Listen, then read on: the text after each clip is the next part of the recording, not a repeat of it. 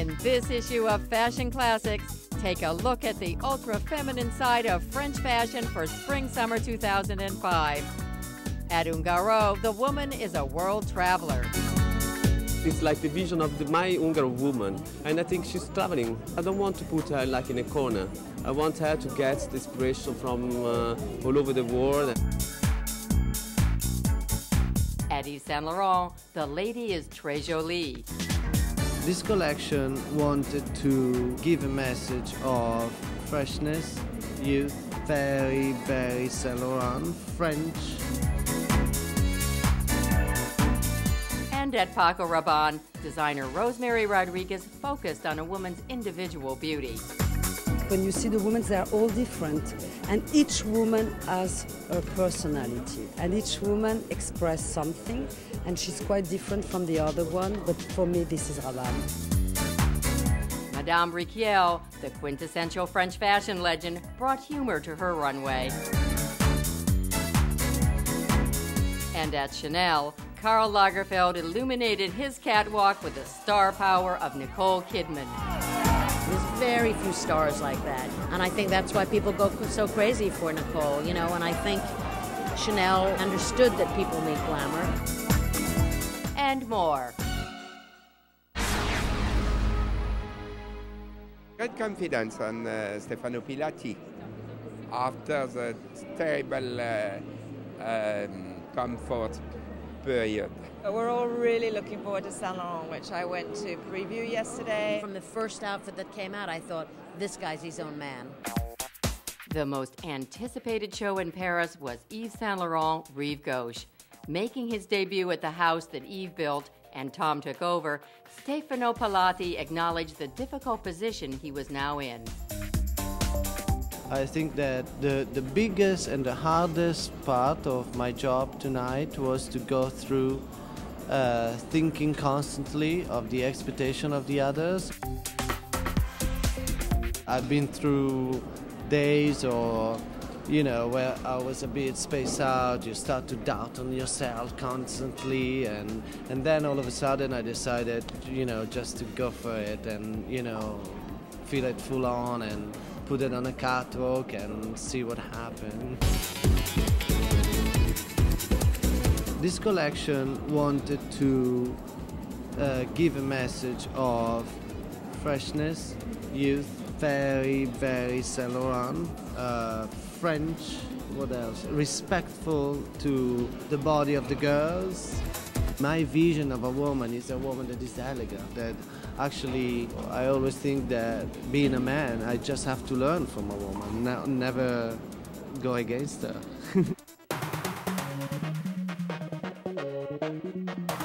It's very Proustian in its feel, but I was so impressed with what I saw. I thought it looked a little softer than sometimes what Tom did. I mean, it's more feminine, more romantic. I mean, I definitely felt that Stefano was obviously very much in the, you know, the vocabulary of what Tom did at Saint Laurent, but with his own stamp.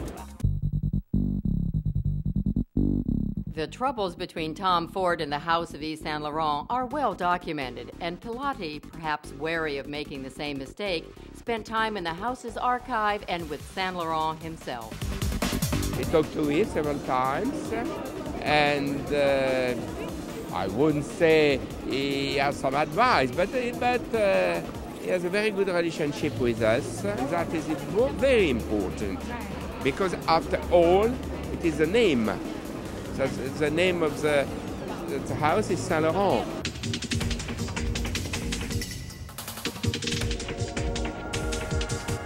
Such a high-profile debut is bound to attract the critics. I'm curious more than nervous. You learn through critics, and I know that it's a difficult moment, and I know that this is my first collection, so I will go through it. Well, if they're good, well done. If they're bad, I will check why and who said that and why, and I don't know. And not let them in next season. Oh yeah, like get out. Maybe. No, I'm kidding.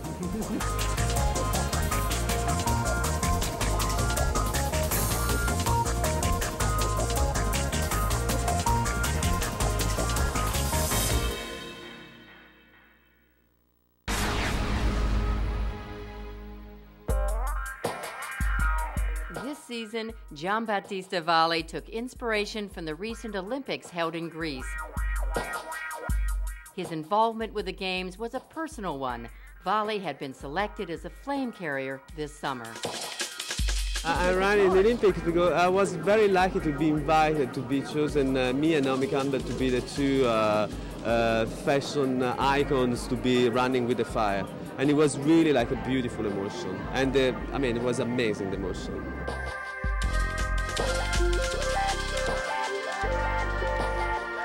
The Greek theme was established early with an arty short film called Infusion by Marcus Tomlinson.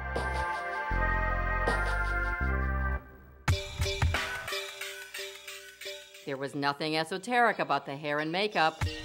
And today the look is very kind of Ursula Andress, late 60s, early 70s. It's a fierce, sexy, sort of browny grey eye. This woman travels a lot. She has lots of money. She just hangs out at parties looking cool. The hair at Ungaro this time is inspired a little bit by 60s photographs that we were looking at, particularly probably one by of Ursula Anders, where her hair has a little bit of volume, it's tucked under, and it's a little bit messy and disheveled, and it kind of works very well with the collection. It's like the vision of my Hungarian woman, and I think she's traveling. It's nice because I don't want to put her like in a corner. I want her to get the inspiration from all over the world and to get dressed with pieces that you will really understand if they are from a designer or not, if they're new, they're old.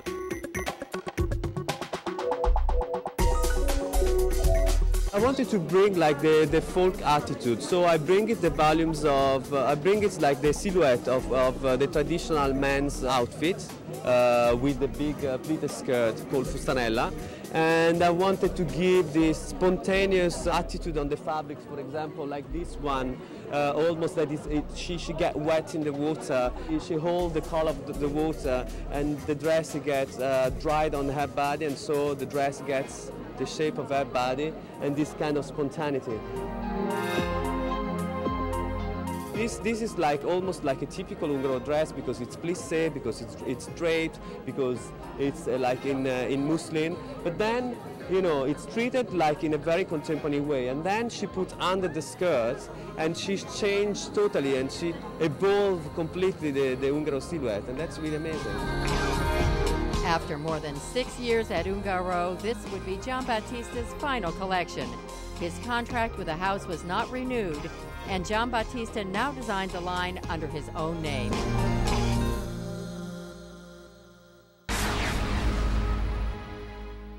My favorite German artist. Christian Lacroix gave us a preview of his collection as fashionistas milled around in the courtyard of the École des Beaux-Arts. Models were preened and primped backstage. It's very, you know, like those images, you know, from David Bailey, from the 75. Like the girls like were having fun, they were like really made up. Color-wise, it's like kind of a mixture of like I put like a copper pigment, like really shiny around the eyes with eye kohl, and then like a shocking pink on the cheeks, and a shocking pink gloss.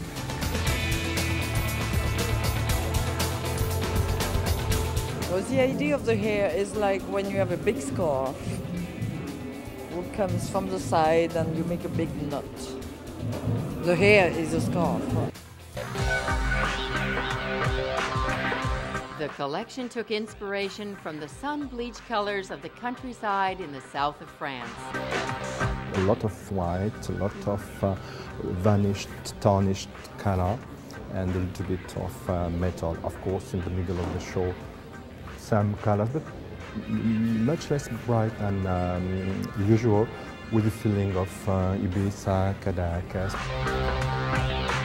When I start designing, I start with head, of course, and smile, and big eye, and long legs. So we try to have the longest legs in the world. A classic denim dress, but with a kind of negligee with a mix and match of lace and satin and silk, and at the end this print. A lot of details, but not as obvious as in couture, but everything is really little frills and balance.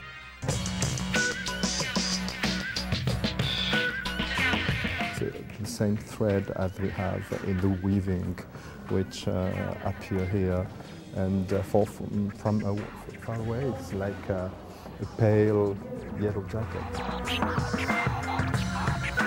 This is, for instance, our tweed, because our customers love tweeds, and each time the marketing people, the commercial people ask me, where is a new tweed for next season?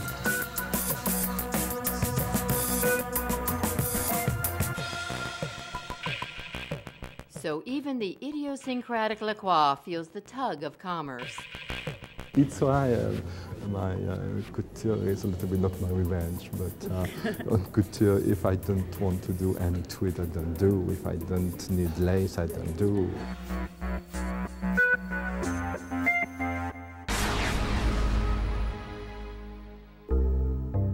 One of the few French women helming a fashion house today is Sonia Ryka. But call Madame Ryka a legend, and she will modestly demur. Perhaps I hope so, but I don't say that to me. Regardless, legend was the theme of her spring show.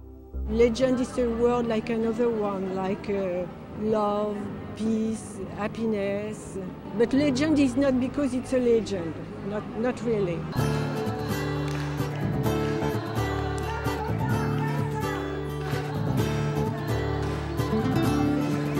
Before the show, Madame Ryka's daughter and creative director, Nathalie, is responsible for the look of the runway, the hair and makeup, and also directing the models. Nathalie is very involved because she's interested about that business. But if one of our daughters will be interested, I will be very pleased. But if she's not, no, it's not a problem. This season, 3 of her grandchildren made cameo appearances in the finale. I have my granddaughters, yes, on the show. They go on the show, but it's not for that they are doing fashion. Right. They make what they want to do. No, not at all. I don't want that. No? I don't know. I want to do what they want. The Ryka woman is confident enough to bare her face, literally.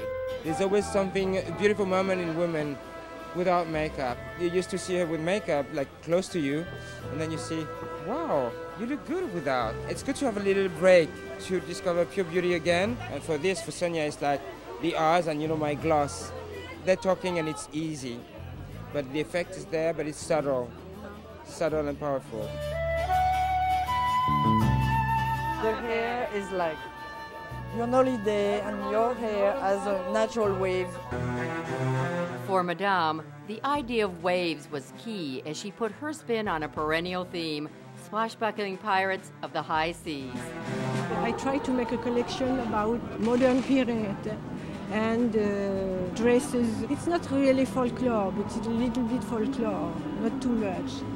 It's a lot of embroidery, a lot of flower, a lot of stripe, a lot of marabout, a lot of things, so many things, a lot of muslin, a lot of flower. It's a mix of everything.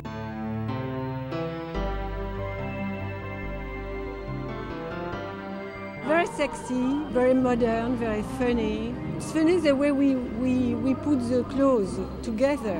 It's really funny, I think. You have to see that. After the show you can tell me why it's funny.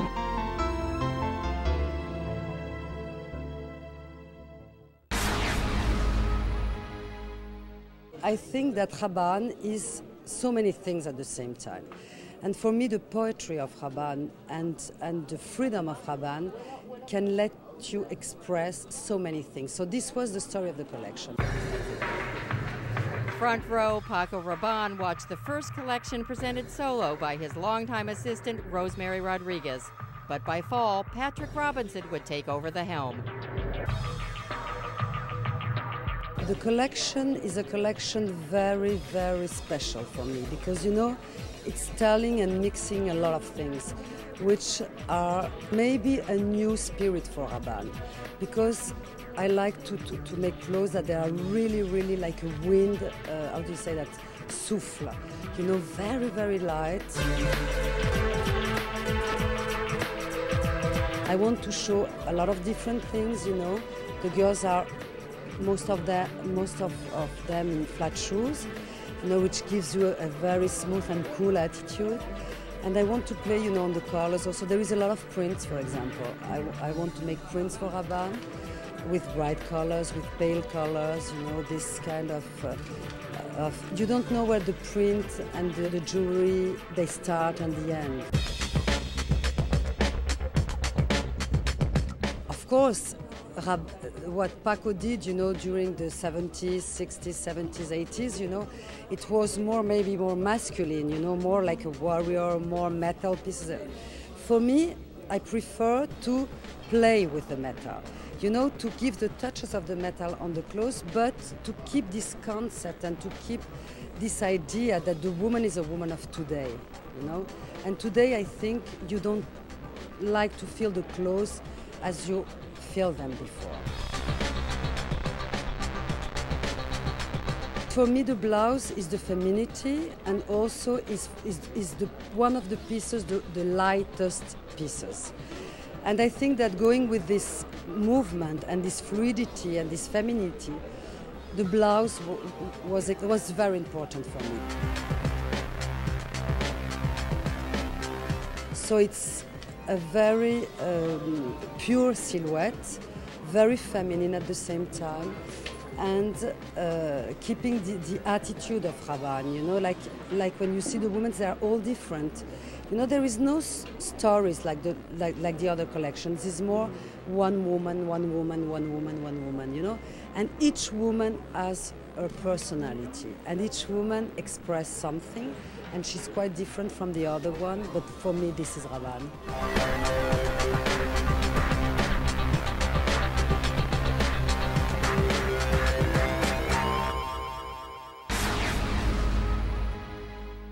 I have two dogs. I have a miniature Chihuahua and a miniature Doberman Pinscher. My dogs are home to me. Not even my apartment. My dogs are home. I used to have chinchillas back home in Canada. I used to have a cat. I've always wanted a dog, so I'm waiting for the day I can have 3 dogs. Parrots, big parrots, are Brazilian parrots. They talk, they speak with them. Sometimes they look like they understand me. I don't know. Every time I get a new dog, it becomes my mom's dog. I leave so much, and then my mom falls in love with it, and then I never get it back. I have one dog. It's Fox Terrier. He's really crazy. A wonderful cat. Yes, called what? Fifi. At the very beginning, she had no name, and it was like that naturally. Oh, Fifi, where are you? And but she had a name at the foundation, an English name, but Twinkle or something like that. She's really the star of the house. Really, she is like a human being. She's like that. Now she's very elegant, she's very proud. I've never been crazy about pets. I mean, I don't mind them if they're around, but I'm a little bit petrified of dogs. My dog is a little white Maltese, so it is the gayest dog you can imagine. If you look in the dictionary, enter gay dog, there's my little dog. All that's missing is the bow. So when we walk down the street, I tell him to walk 10 steps ahead of me because we look like Elizabeth Taylor and Sugar. 2 cats, I love them. 2 babies. Willow and Duck. Duck is in Duck because she shouldn't have been a cat, she should be a duck. You have to see her, she's so cute. I'm gonna adopt one.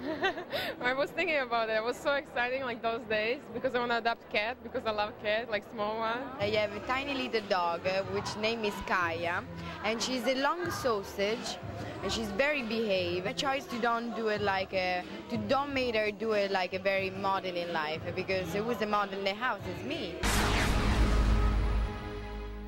It was a crazy scene. It was a little alarming, you know, when Nicole Kidman made her entrance and the paparazzi surrounded her. It seemed like they were going to fall into the audience.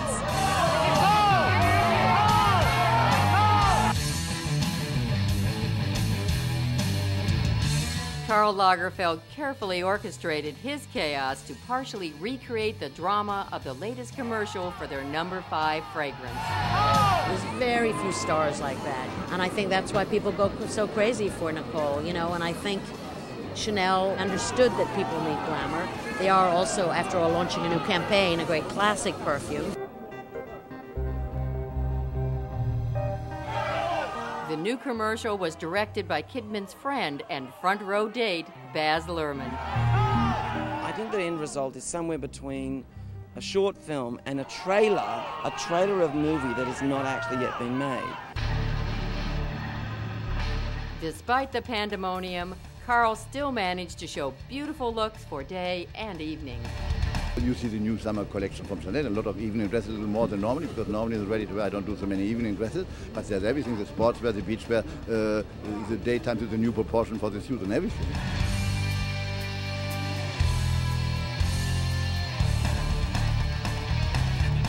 The clothes were fantastic. The supermodels kind of got overshadowed. I think that was an interesting turn of events.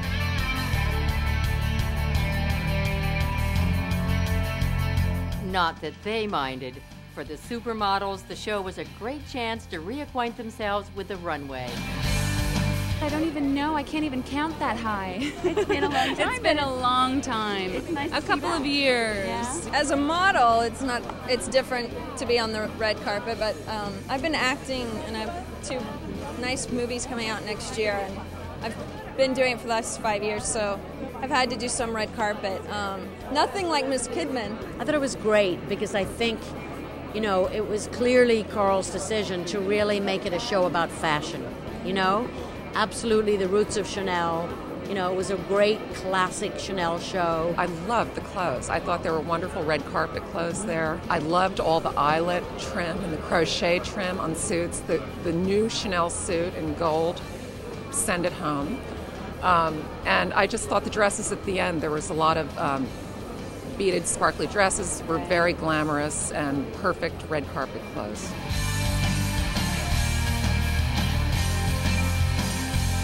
I hate people who wear only one label. It's very bad because they are not label girls. I like their private choice. One day she's in Gucci, one day she's in this. And I think that's a very good thing because if not, you're not an inspiration. If not, you're a hanger.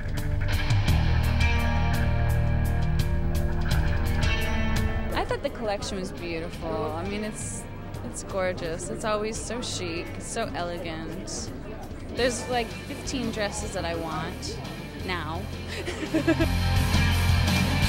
I think to end on Nicole's dress, which is probably the most beautiful dress in the world, was a great thing, and I just think it was a great event for people.